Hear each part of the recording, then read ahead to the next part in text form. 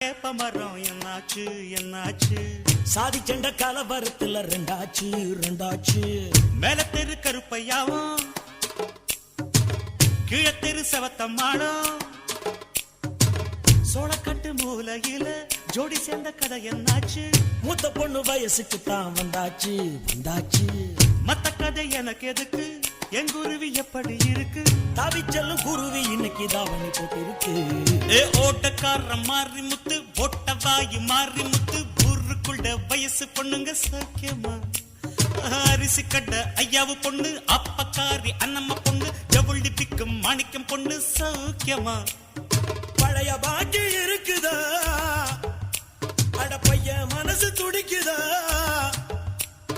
பழைய பாக்கி இருக்குதா பைய மனசு துடிக்குதா பட்டணத்து ஸ்டைல கண்டா பட்டிக்காடு கசந்திடுமா